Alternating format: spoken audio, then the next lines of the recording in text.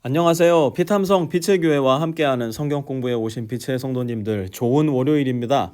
이번 주부터는 본격적인 여름이 시작되는 것 같은데요. 일기예보 보니까 올해 아마 처음으로 이번 주 세 자릿수 이상의 무더운 날씨도 시작될 것 같습니다. 실내와 실외의 온도차가 너무 크다 보니까 냉방병도 걸리고 감기도 걸리고 무기력증이니 이런 여러 건강의 적신호가 켜지기도 하는 시기인데요. 몸 관리 잘 하셔서 주님께서 우리에게 맡겨주신 여러 일들 잘 감당할 수 있는 우리 모든 성도님들 되시기를 바랍니다. 우리 같이 기도하고 오늘 말씀 공부 시작하겠습니다. 하나님 아버지, 우리에게 또 다른 한 주의 생명을 주셔서 정말 감사합니다. 하루하루의 생명이 생명의 근원 되신 하나님과 붙어 있어 진정 살아있는 생명이 되게 하시고, 우리의 살아있음으로 인하여 우리의 가족과 이웃이, 우리가 보살피는 온 세계가 생명을 얻되 풍성히 얻고 충만히 얻을 수 있게 하여 주십시오. 오늘 말씀이 우리에게 그러한 생명력을 불어넣는 생명의 말씀 되게 해 주십시오. 예수님의 이름으로 기도합니다. 아멘. 오늘은 고린도후서 12장 1절에서부터 6절까지 말씀 함께 공부할 텐데요. 먼저 1절 말씀 우리 함께 읽어보겠습니다. 시작. 자랑함이 나에게 이로울 것은 없으나 이미 말이 나왔으니 주님께서 보여주신 환상들과 계시들을 말할까 합니다. 아멘. 자, 다시 한번 또 말씀드리겠습니다. 고린도후서, 우리가 지금 3달 넘게 같이 공부하고 있는 고린도후서는 고린도 교회 안에 이 바울이라는 한 목회자가 가지고 있었던 사도권, 즉 그가 진짜로 하나님으로부터 부름받은 하나님의 종이냐, 쉬운 말로 그가 진짜로 목사냐, 이걸 놓고 끊임없이 고린도 성도들의 마음을 뒤흔들었던 이 거짓 교사들로부터 그의 사도권을 변호하여서 그가 전하였던 복음이 고린도 교회 안에 흔들리지 않게 하려 바울이 쓴 편지였는데요. 고린도후서 10장, 우리가 2주 전에 살펴봤던 고린도후서 10장에서 바울은 그의 겉모습과 조금은 부족한 언변을 두고 비판하던 거짓 교사들에 맞서 자기를 변호했고요. 지지난주 배웠던 11장에서는 사례를 받지 않고 사역했던 그를 비판했던 거짓 교사들에게 그가 왜 그리했는지, 거짓 교사들이 고린도 성도들에게 뿌려놓았던 거짓의 씨앗이 무엇인지에 대해서 설명하면서 그의 사도권을 변호했어요. 이제 오늘 12장에 이르러서 바울은 정말 하고 싶지 않지만 그야말로 어쩔 수 없이 할 수밖에 없는 한 이야기를 꺼내는데요. 1절 다시 한번 보시기 바랍니다.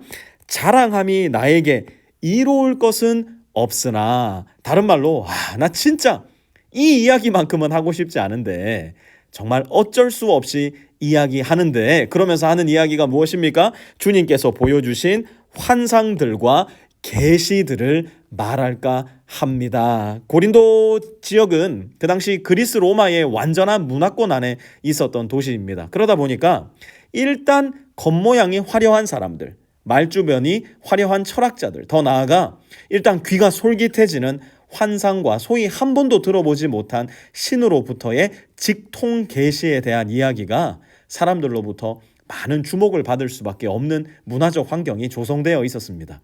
이건 우리 시대도 마찬가지죠. 아니, 요즘 보면 우리가 살아가는 이 시대가 오히려 이러한 환상들과 계시들에 대한 이야기에 더욱더 우리의 마음을 쉽게 빼앗기는 시대인 것 같아요.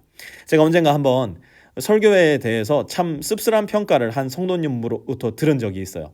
한국의 유명한 목사님들과 감히 저를 비교해 주시면서 목사님의 설교는 그분들의 설교에 비하면 일단 재미가 없습니다, 얘기 딱 하시더라고요.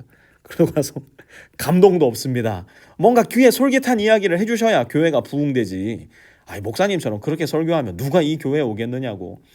물론 저를 아끼고 사랑해 주셔서 한국의 유명한 목사님들과 저를 빗대어 주시면서 그런 말씀도 해주셨겠지만, 어쩌면 완전히 소비자 중심화된 교회 생활을 해오신 그분의 본심과 진심을 낱낱이 드러내었던 발언이라 여겨졌기 때문에 제 마음이 참 씁쓸했고요. 또 한편으로는 이분을 앞으로 어떻게 목양해야 되나 고민스러운 마음이 동시에 들었던 적이 있었어요. 여러분, 이 기회를 틈타 말씀드리지만 저와 우리 목회자들은요, 코미디언 아니에요.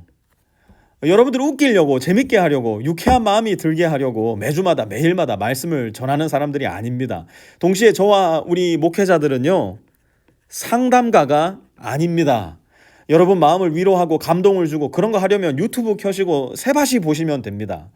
저와 우리 목회자들은 우리가 먼저 읽고 묵상하고 가슴을 치는 가운데 회개하면서 힘들고 어려운 가운데 먼저 순종하여 우리가 확신하고 경험한 하나님의 말씀을 가감 없이 전하는 사람들이에요. 그렇다면 저희가 전하는 하나님의 말씀이 여러분들에게 불편함을 줘야 됩니다.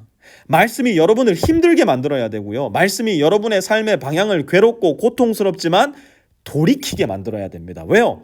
하나님의 말씀은 거의 대부분의 경우에 우리의 생각과는 다르고요.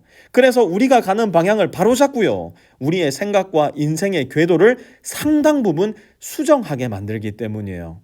이러한 하나님의 말씀은 거의 모든 경우에 전혀 자극적이지 않고요. 우리를 엔터테인 하지도 않고요. 우리의 마음에 감동을 주는 경우도 사실상 별로 없습니다. 바울도 그 이야기 하는 겁니다. 나는 하나님께서 내게 보여주신 환상과 계시들로 여러분의 마음을 즐겁게 하거나 감동을 주고 엔터테인 하고 싶지 않다는 거예요. 그러나 고린도 교회 안에 자리 잡고 있던 거짓 교사들이 자기가 받았다고 주장하는 엉터리 환상들과 계시들로 여러분의 마음을 사로잡고 있으니 내가 어쩔 수 없이 이로울 것 하나 없지만 내가 받은 환상들과 계시들을 말할까 합니다. 이야기하고 있는 거예요. 자, 그렇다면 바울이 받은 환상들과 계시들은 어떤 것이었을까? 2절 한번 볼까요? 같이 읽습니다. 시작. 나는 그리스도를 믿는 사람 하나를 알고 있습니다. 그는 14년 전에 셋째 하늘에까지 이끌려 올라갔습니다. 그때에 그가 몸 안에 있었는지 몸 밖에 있었는지 나는 알지 못하지만 하나님은 아십니다. 아멘. 바울은 그 환상을 받은 사람이 마치 자기가 아닌 듯 이야기를 시작해요. 그러면서 말하기를 몇 년 전에? 14년 전에. 바울은 14년 동안 단 한 번도 말해보지 않았던 그가 받은 환상과 계시의 이야기를 for the first time 처음으로 꺼내놓는 겁니다. 아마 고린도 교회 안에 이러한 문제가 없었다면 바울은 평생 동안 자기가 받았던 이 환상과 계시의 이야기를 말하지 않았을지도 몰라요. 왜요?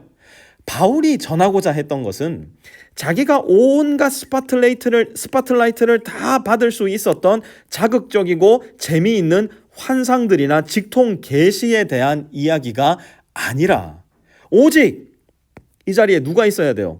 오직 십자가의 예수 그리스도께서만 하나님께서 바울에게 전하라 말씀하신 오직 하나의 스포트라이트의 대상이 되었기 때문이었어요. 3절도 이어서 한번 보면요. 나는 이 사람을 압니다. 그가 몸을 입은 채 그렇게 했는지 몸을 떠나서 그렇게 했는지를 나는 알지 못하지만 하나님께서는 아십니다. 아멘. 바울은 다시 한번 자기가 받은 환상과 계시를 마치 자기가 받은 것이 아닌 듯 자기를 감추는 듯한 이야기를 이어갑니다. 환상과 계시의 이야기를 하고 있지만 이 이야기가 자기에게 비추어질 수 있는 이 스포트라이트를 철저하게 경계하고 있는 겁니다. 4절도 한번 이어서 볼까요? 이 사람이 낙원에 이끌려 올라가서 말로 표현할 수도 없고 사람이 말해서도 안 되는 말씀을 들었습니다. 아멘. 바울이 이끌려 갔던 곳을 보니까요. 2절에 보면 셋째 하늘이라고 표현을 하고 있고요. 4절에 보면 낙원이라고 말하고 있는데요.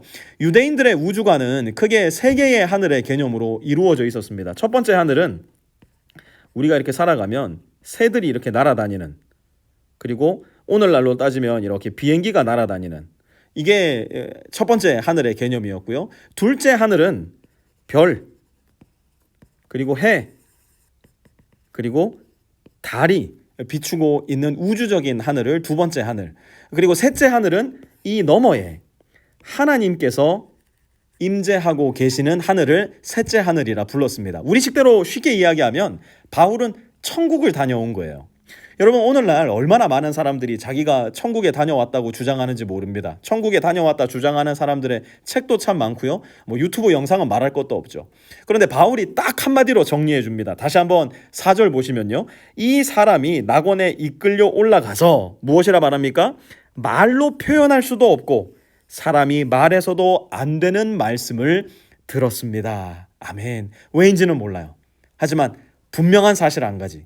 바울이 들었던, 바울이 보았던 천국에 대한 환상과 계시들은 아직까지 우리에게 필요 없는 환상이요, 필요 없는 계시라는 겁니다. 그렇지 않았다면 이거 바울이 굉장히 구체적으로 이야기했을 거예요. 그렇다면 우리에게 필요한 것은 무엇일까요? 우리가 들어야 할 계시, 우리가 보아야 할 환상은 무엇일까요? 우리가 거듭해서 들어야 할 계시는 십자가의 예수 그리스도입니다.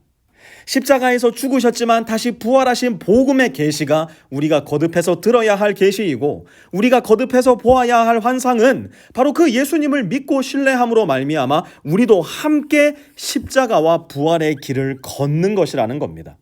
그것이 바울이, 베드로가, 요한이, 그리고 기독교 역사 속 수많은 믿음의 선배들이 듣고 보고 가르치고 전했던 우리에게 진실로 필요한 계시요 환상이라는 겁니다.